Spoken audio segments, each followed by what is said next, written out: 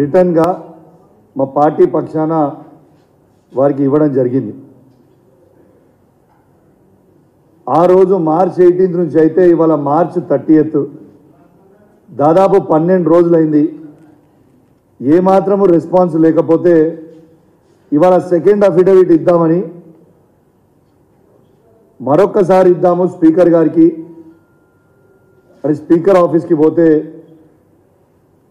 ఇవాళ అసెంబ్లీలో స్పీకర్ ఆఫీస్కి పోతే ఆడ ఎవ్వరు కూడా లేకపోవడం, ఆ ఆఫీస్లో కేవలం ఒక అటెండర్ మాత్రమే ఉంటే అక్కడి నుంచి సెక్రటరీ దగ్గరికి పోయినాం.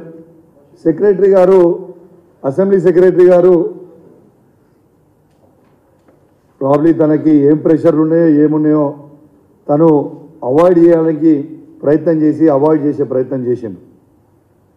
మేము అడిషనల్ ప్రూఫ్స్ ఆ రోజు ఇచ్చిన దానికంటే ఇంకా సెకండ్ అఫిడవిట్లో అడిషనల్ ప్రూఫ్ పెట్టి ఇవ్వాలని అనుకున్నాం. అడిషనల్ ప్రూఫ్స్ ఏంటంటే ఇలా దానం నాగేందర్ గారిని కాంగ్రెస్ పార్టీ వాళ్ళు పార్లమెంట్ అభ్యర్థిగా అఫీషియల్గా డిక్లేర్ చేయడం జరిగింది. ఇంకా దీనికంటే పెద్ద ప్రూఫ్ ఏం కావాలి స్పీకర్ గారికి అని అడిషనల్ది ఒక డాక్యుమెంట్ అటాచ్ చేసి ఇద్దామని పోయినాం. అదేవిధంగా భూపాల్ రెడ్డి గారు కూడా ఒకసారి పార్టీ ఇట్లనే అప్పుడు బీఆర్ఎస్ నుండి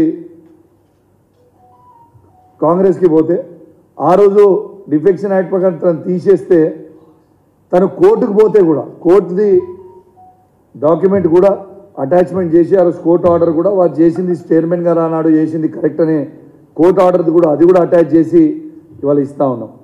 నేను ఒక్కటే కోరుతా ఉన్నాను, గౌరవ స్పీకర్ గారు దయచేసి మీకు దండం పెట్టి కోరుతా ఉన్నాను. ఇవాళ మీరు చరిత్రలో నిలబడతారు, ఆలోచన చేయండి. ఇవాళ మీరు నిర్ణయం తీసుకొని దానం నాగేందర్ గారిని డిస్క్వాలిఫై చేస్తే ఇలా ఉట్టి తెలంగాణలే కాదు యావత్ భారతదేశంలోనే మీ చరిత్రలో నిలబడిపోతారు. ఎందుకంటే పార్టీలు ఫిరాయింపులు చేస్తే ఖచ్చితంగా కఠినమైన చర్యలు తీసుకోవాల్సిన బాధ్యత మన మీద ఉంటుంది. కాబట్టి దయచేసి మీరు యాక్షన్ తీసుకోవాలని మిమ్మల్ని నేను కోరుతా ఉన్నాను. ఇలా ఒక్కటే ఆలోచన చేయండి. ఇలా తన మీద యాక్షన్ తీసుకుంటే ఇలా ప్రజాస్వామ్యాన్ని కూడా మీరు కాపాడిన వాళ్ళు అవుతారు. ఎందుకంటే ఒక బీఫామ్ మీద ఇచ్చి మనం కాంటెస్ట్ చేసినప్పుడు ప్రజలందరూ కూడా మీ క్యాండిడేచర్తో పాటు పార్టీ బీఫామ్, ఆ పార్టీకి కాబోయే ముఖ్యమంత్రి ఎవరు ఉంటారని జనాలు కూడా అవన్నీ ఆలోచించుకొని ఓటేస్తే ఆ నియోజకవర్గంలో ప్రజల్ని, మా పార్టీ కేసీఆర్ గారితో పాటు నియోజకవర్గంలో ఉన్న ప్రజల్ని కూడా మీరు మోసం చేసిన వారు అవుతారు. కాబట్టి మీరు గౌరవ స్పీకర్ గారు నిర్ణయం తీసుకుంటే చాలా అద్భుతంగా ఉంటుందని కోరుకుంటా ఉన్నాను. దయచేసి దీని మీద వెంటనే స్పందించాలని మా పార్టీ పక్షాన మేము మిమ్మల్ని రిక్వెస్ట్ చేస్తూ ఉన్నాం. కాబట్టి మీరు యాక్షన్ తీసుకుంటారని కూడా మేము మనస్ఫూర్తిగా ఆశిస్తూ ఉన్నాం.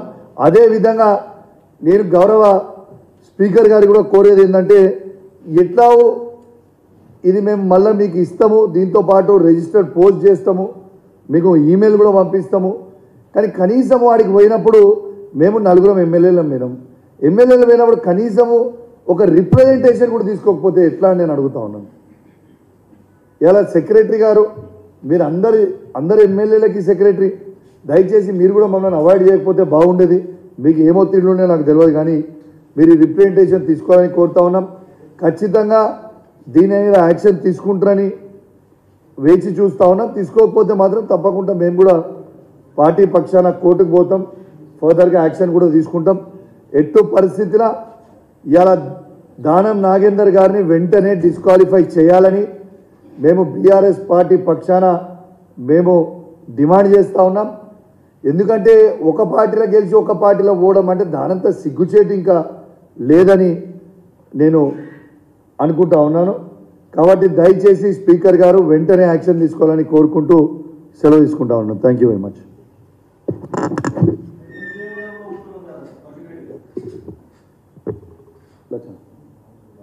సరే డైవర్ట్ అవుతుండొచ్చు, కానీ బట్ ఎనీవేస్ ఒక విధంగా చాలా చాలా బాధాకరం ఏంటంటే కడియం శ్రీహరి లాంటి సీనియర్ నాయకుడు కూడా ఇట్లా మోసం చేయడం అంటే ఇది నమ్మించి గొంతు కోయడం అన్నది. వాస్తవంగా తను ఒక సీనియర్ నాయకుడు ఉండి తనకి ఏం పార్టీ ఏం తక్కువ చేసిందండి నాకు అర్థం కాదు. ఇలా నిన్ను తెలంగాణ వచ్చిన తర్వాత కేసీఆర్ గారు మిమ్మల్ని ఒక ఎంపీ చేసిండు, 2 సార్లు ఎమ్మెల్సీ చేసిండు, డిప్యూటీ చీఫ్ మినిస్టర్ చేసిండు, ఇలా మళ్ళా ఎమ్మెల్యే టికెట్ ఇచ్చి ఎమ్మెల్యే గెలిపించుకుండు. ఇంకేం చేసేది ఉండే? వారి బిడ్డకి ఎంపీ టికెట్గా బీఆర్ఎస్ పార్టీ అభ్యర్థిగా కూడా అనౌన్స్ చేయడం జరిగింది. ఇలా వాస్తవంగా చెప్తున్నాను, నాకు ఆనుకోనే వరంగల్ ఉంటుంది నా నియోజకవర్గంలో. ప్రజలు మొత్తం రాజకీయ నాయకులు ముచ్చట మాట్లాడుతున్నాను, ప్రజలు చీచీ తూతూ అని ఉంచే పరిస్థితి ఉంది. రేపు మీకు పార్లమెంట్ ఎలక్షన్ అయిన తర్వాత మీకే రిజల్ట్తోని ప్రజల రిజల్ట్తో మీకు అర్థమవుతుంది.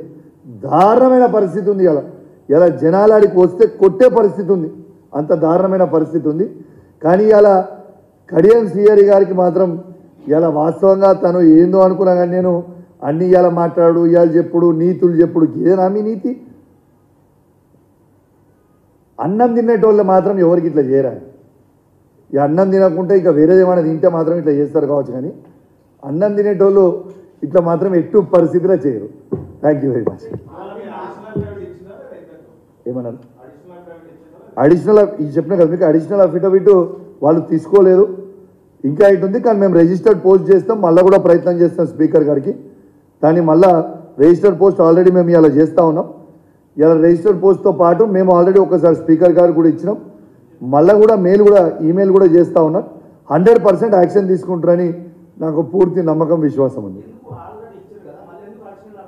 మళ్ళీ అడిషనల్ అఫిడవిట్ ఎందుకు ఇస్తున్నామంటే, ఆ రోజు ఇచ్చినప్పుడు దానం నాగేందర్ గారు ఎంపీ క్యాండిడేట్ కాలేదు. ఇలా కాంగ్రెస్ పార్టీకి అఫీషియల్గా ఎంపీ క్యాండిడేట్గా అయిపోయింది కాబట్టి ఇక దీనికంటే పెద్ద ఎవిడెన్స్ ఏం కావాలని కోరడానికి ఇలా అడిషనల్ అఫిడవిట్ ఇస్తా ఉన్నాం. Thank you.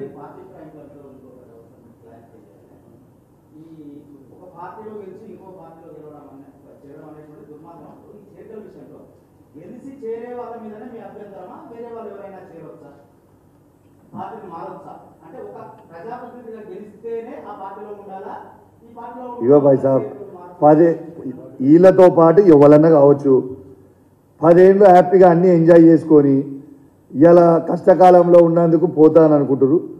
నువ్వు పోతే మాకు వరకపడేది ఏం లేదు, కానీ రాబోయే కాలంలో ఖచ్చితంగా వీళ్ళందరికీ తీర్పు ఉంటుంది బ్రదర్. మళ్ళా చర్యకి ప్రతి చర్య గ్యారంటీ ఉంటుంది.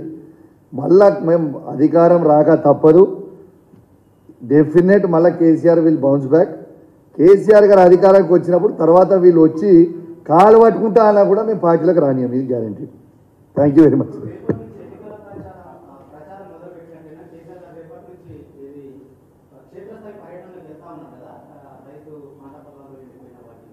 ఇప్పుడు వాస్తవంగా ప్రచారం కాదు, రైతులకి సానుభూతి కోసం, రైతులకి కేసీఆర్ గారు ఉన్న 10 సంవత్సరాలలో ఏ ఒక్క నాడు కూడా ఒక ఎకరం ఎండిపోలేదు, ఒక్కసారి కరెంట్ లేకుండా లేదు, ఇలా రైతు బంధు ఇవ్వకుండా లేము.